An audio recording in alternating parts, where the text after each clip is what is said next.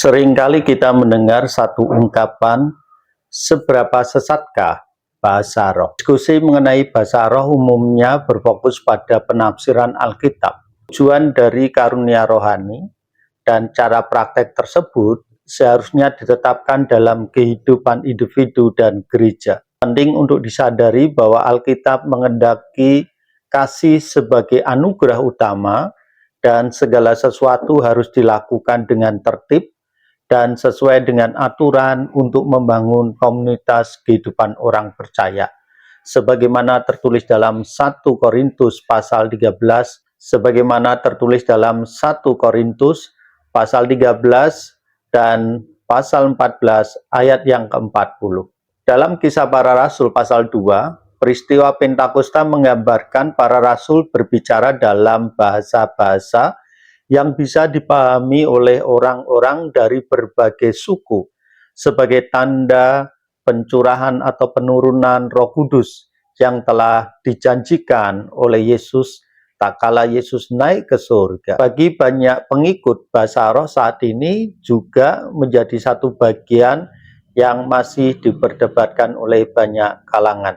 Namun bagi banyak pengikut bahasa roh saat ini juga menjadi bukti yang jelas akan keberadaan dan kerja Roh Kudus dalam kehidupan orang percaya. Namun di satu sisi ada kalangan yang kurang begitu respek terhadap bahasa roh. Beranjak dari perkataan Paulus yang terdapat dalam 1 Korintus pasal 14 menekankan betapa pentingnya pemahaman dalam beribadah. Ia lebih memilih mengucapkan 5 kata yang jelas untuk mengajar orang lain daripada ribuan kata dengan bahasa roh tanpa terjemahan. Dalam surat 1 Korintus pasal 14 ayat 19. Ini menunjukkan bahwa komunikasi yang jelas dan mudah dipahami lebih penting dalam kumpulan jemaat ataupun dalam pertemuan-pertemuan ibadah yang sebagaimana terjadi dan dilakukan oleh kehidupan orang percaya. Dalam kesempatan ini saya akan melanjutkan apa yang sudah 2 periode saya sampaikan tentang fenomena pencurahan Roh Kudus. Jikalau dalam tayangan yang pertama saya membahas sekilas tentang kepenuhan Roh Kudus menurut Perjanjian Lama, lalu di dalam tayangan yang kedua saya membahas tentang fenomena yang menyertai sebelum pencurahan Roh Kudus. Saat ini saya akan membagikan tentang fenomena berkata-kata dalam bahasa lidah atau bahasa roh, khususnya di saat hari pencurahan Roh Kudus. Dalam tayangan edukasi Kristen beriman dengan logika yang sehat, mari saudara kita simak dengan seksama seberapa sesatkah bahasa roh atau bahasa lidah. 3, 2, 1. Salam saudara, kembali berjumpa dengan saya dalam tayangan edukasi Kristen beriman dengan logika yang sehat. Apakah saudara pernah mendengar, mengenal, atau dalam telinga dan benak saudara teriang sebuah kata bahasa lidah? Beberapa orang mungkin langsung teringat akan pengalaman Pentakosta dalam Kisah Para Rasul pasal yang kedua. Cara yang lain mungkin bingung dan bertanya, apa sebenarnya yang dimaksud dengan bahasa lidah itu? Mari kita coba belajar bersama-sama dengan sikap yang terbuka dan niat untuk memahami. Saudaraku, mari kita awali dengan asal terjadinya kejadian yang luar biasa di dalam pencurahan Roh Kudus, khususnya dalam kitab Kisah Para Rasul pasal yang kedua, ayat yang keempat, menyatat demikian. Maka penuhlah mereka dengan Roh Kudus, lalu mereka mulai berkata-kata dalam bahasa-bahasa. Dalam tulisan Yunani memakai kata glosais, dalam bahasa-bahasa lain. Kata lain menggunakan kata heterais, seperti yang diberikan oleh roh itu kepada mereka untuk mengatakannya. Saudara, bayangkan kondisi pada saat itu para rasul dan orang percaya berkumpul dan tiba-tiba terdengar tiupan angin keras, kencang, serta lidah-lidah api yang mendarat pada mereka. Kemudian mereka mulai berbincang-bincang dalam bahasa yang sebelumnya tidak mereka mengerti. Yang menarik, orang-orang dari beragam bangsa yang tiba di Yerusalem saat itu dapat memahami apa yang diucapkan para rasul dan orang percaya dalam bahasa asli daerah mereka masing-masing. Ini bukan hanya suara aneh, melainkan bahasa manusia yang terkadang tidak kita pahami sehari-hari oleh karena kita bukan berasal dari suku bangsa tersebut. Namun bahasa manusia yang nyata yang dapat dipahami oleh orang lain menjadi sinyal yang jelas dari kehadiran dan kekuatan Roh Kudus. Ini adalah manifestasi anugerah yang luar biasa yang memungkinkan Injil disampaikan secara langsung kepada individu-individu dengan berbagai latar belakang bahasa dan budaya dan bangsa orang-orang yang datang pada waktu itu beribadah dalam rangka memperingati hari Pentakosta di Yerusalem. Ingat saudara, ada 3 hari besar bagi kalangan umat Yahudi yang membuat mereka wajib melakukan perjalanan ziarah menuju ke Yerusalem. Yang pertama adalah hari raya Paskah. Yang kedua adalah hari raya Shavuot atau hari raya Pentakosta atau hari raya Penuaian. Yang terakhir adalah hari raya Tabernakel atau hari raya Pondok Daun.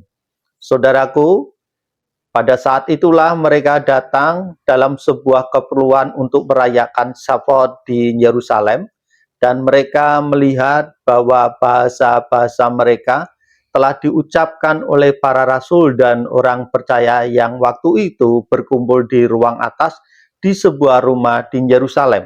Untuk itu, mari kita membahas lebih lagi tentang bahasa roh atau bahasa lidah ini. Ada 2 istilah, yaitu senolalia dan glosolalia.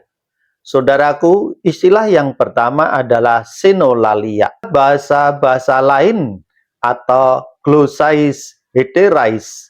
Istilah lain secara teologis diartikan dengan kata senolalia atau bahasa asing berasal dari 2 kata, xenos yang artinya orang asing atau orang lain, dan laleo yang artinya bahasa atau perkataan-perkataan. Meskipun secara harfiah kata xenos tidak terdapat dalam pasal ini, yang ada adalah kata heteros yang diartikan lain. Kisah Para Rasul pasal 2 ayat 4 menuliskan bentuk jamak bahasa-bahasa lain dengan kata Yunani yaitu heterais, glosolais, yang artinya lidah-lidah yang lain. Kata lain diterjemahkan dari kata heteros. Kata ini digunakan untuk membedakan 1 dari 2 atau lebih, mencakup ide perbedaan jenis. Ungkapan bahasa lidah tidak dijumpai dalam Alkitab Terjemahan Indonesia. Alkitab Terjemahan Indonesia menggunakan istilah bahasa roh. Yang dimaksud adalah glosa, artinya lidah, organ yang digunakan untuk berbicara, yang juga mengandung makna bahasa atau dialek yang digunakan oleh kalangan tertentu, yang membedakannya dengan kalangan lain. Menurut Kitab Kisah Para Rasul, pasal 2, ayat 4-11, tak kala murid-murid yang telah berkumpul dipenuhi dengan Roh Kudus pada hari Pentakosta, mulailah mereka berkata ke dalam bahasa-bahasa lain atau glosais, seperti yang diberikan oleh Roh kepada mereka untuk dikatakan. Sehingga banyak orang Yahudi dari luar Palestina tercengang mendengar puji-pujian bagi Allah dalam bahasa dan dialek. Kata bahasa menggunakan kata glosa di dalam Kisah Para Rasul pasal 2 ayat 11 dan dialek-dialek menggunakan dialektos. Dipakai dalam Kisah Para Rasul pasal 2 ayat 6 sampai 8. Dipakai di negeri mereka sendiri. Walaupun umum diterima bahwa Lukas melaporkan murid-murid itu berbicara dengan bahasa-bahasa asing, namun keterangan ini tidak diterima oleh seluruh orang. Sejak dari zaman bapak-bapak gereja, ada yang menafsirkan ayat 8 itu sebagai mujizat pendengaran yang dikerjakan dalam diri pendengar-pendengar. Yang dimaksud dengan bahasa lidah di sini adalah bahasa lidah yang benar-benar merupakan karunia Roh Kudus, bukan bahasa lidah yang dibuat-buat atau bahasa lidah yang dipelajari atau ditiru-tiru. Yang berangkat mungkin barangkali banyak kita jumpai dalam kebaktian denominasi tertentu, di mana mereka mengejar untuk bisa seolah-olah berbahasa lidah, supaya lebih kelihatan sudah mencapai titik kerohanian tertentu. Berhubungan dengan bahasa roh atau karunia lidah, sebagai suatu penyataan adikodrati dari Roh Kudus. Bahasa roh itu boleh jadi suatu bahasa yang ada di bumi. Kisah Para Rasul pasal 2 ayat 4-6, atau suatu bahasa yang tidak dikenal di bumi. Di dalam surat 1 Korintus pasal 13 ayat 1 dan surat 1 Korintus pasal 14 ayat 1-40. Bahasa semacam itu tidak pernah dipelajari dan seringkali tidak dapat dipahami oleh pembicara maupun oleh para pendengarnya. Oleh karena itu, menurut saya secara pribadi, sebagai seorang Kristiani Pentakosta, tak perlu mengejar karunia ini, atau mengejar karunia ini, apalagi meniru-niru seolah-olah dapatkan karunia lidah. Yang namanya karunia adalah pemberian yang sepenuhnya menjadi otoritas Allah, bukan dicari-cari atau dipelajari, dan sebaiknya tanda berbahasa lidah ini tidak dijadikan tolak ukur tingkat kerohanian seseorang, sebab walaupun yang bersangkutan seolah-olah berbahasa lidah, belum tentu itu merupakan benar-benar karunia. Mungkin saja yang bersangkutan meniru-niru bunyi yang seolah-olah merupakan karunia lidah.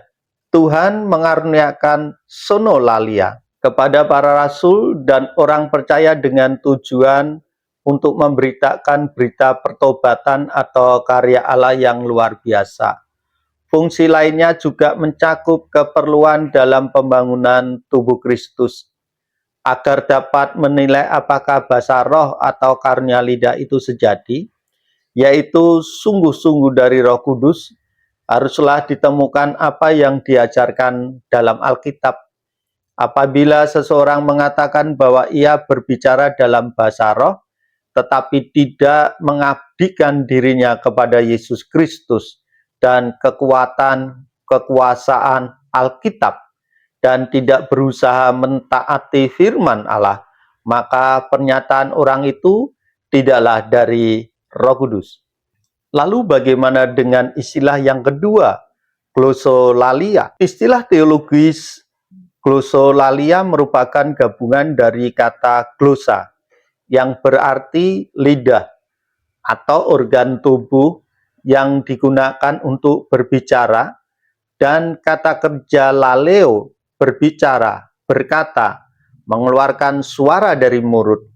Pengertian istilah glosolalia dapat kita ambil dari salah satu dari ayat ini, Markus pasal 16 ayat 17. Tanda-tanda ini akan menyertai orang-orang yang percaya. Mereka akan mengusir setan demi namaku. Mereka akan berbicara dalam bahasa-bahasa. glosais yang baru bagi mereka. Markus pasal 16 ayat 17 menuliskan glosais lalesosin ainais, yang diartikan secara harfiah berbicara dengan lidah yang baru. Istilah bahasa lidah atau dalam kekristenan di Indonesia lebih dikenal dengan istilah bahasa roh. Istilah bahasa roh itu merupakan terjemahan dari kata Yunani dalam naskah Perjanjian Baru, yaitu kata glosa, artinya lidah. Sebagai contoh di dalam surat 1 Korintus pasal 14 ayat 2. Siapa yang berkata-kata dengan bahasa roh tidak berkata-kata kepada manusia, tetapi berkata kepada Allah, sebab tidak ada seorang pun yang mengerti bahasanya. Oleh roh, ia mengucapkan hal-hal yang rahasia. Ada satu kata bahasa roh, di situ dituliskan menggunakan kata glosa. Dalam 1 Korintus pasal 14 ayat 4, Paulus mengatakan sesuatu yang mungkin saja sangat mengejutkan bagi kita yang mendengarnya. Bagi sebagian orang, siapa yang berkata-kata dengan bahasa roh, ia membangun dirinya sendiri. Tetapi siapa yang bernubuat, ia membangun jemaat. Ayat ini menyajikan sudut pandang yang lain. Bahasa lidah tidak hanya digunakan untuk berkomunikasi dengan orang lain, seperti di dalam Kisah Para Rasul pasal 2, tetapi juga dapat berfungsi sebagai alat untuk memperkuat diri. Ini merupakan jalur langsung antara jiwa kita dengan Tuhan. Ketika kita berbicara dalam bahasa roh, pikiran kita mungkin tidak memahami apa yang diucapkan, tetapi jiwa kita sedang berinteraksi dengan Roh Kudus. Ini dapat menjadi metode untuk memperkuat ikatan jiwa kita dengan Tuhan dan memperkuat kerohanian kita, memperteguh iman dan meraih kekuatan dari dalam. Ini seperti doanya roh yang berlangsung. Ini seperti doa dalam roh yang langsung menuju ke tatah kasih karunia. Pernahkah Anda merasa begitu terbebani atau bingung sehingga tidak tahu harus berdoa apa? Disinilah Roma pasal 8 ayat 26 menjadi sangat relevan. Firman Tuhan berkata, demikian juga roh membantu kita dalam kelemahan kita. Sebab kita tidak tahu bagaimana sebenarnya harus berdoa. Tetapi roh sendiri berdoa untuk kita dengan keluhan-keluhan yang tidak terucapkan. Ayat ini kerap dikaitkan dengan bahasa roh saat pikiran kita terbatas dan kita kesulitan menemukan kata-kata yang tepat untuk menyampaikan perasaan kepada Tuhan. Roh Kudus yang akan membantu.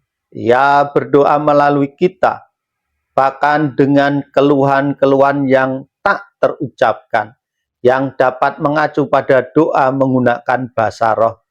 Ini adalah suatu penghiburan yang besar, karena kita menyadari bahwa meskipun dalam kelemahan kita, Roh Kudus selalu mendukung doa-doa kita. Jadi saudara, bahasa lidah atau bahasa roh adalah sebuah karunia ilahi yang memiliki berbagai fungsi sebagai tanda bagi orang yang tidak percaya.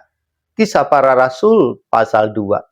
Sebagai alat untuk membangun diri di dalam surat 1 Korintus pasal 14 ayat 4. Dan sebagai cara Roh Kudus menolong kita berdoa ketika kita tidak tahu berdoa apa.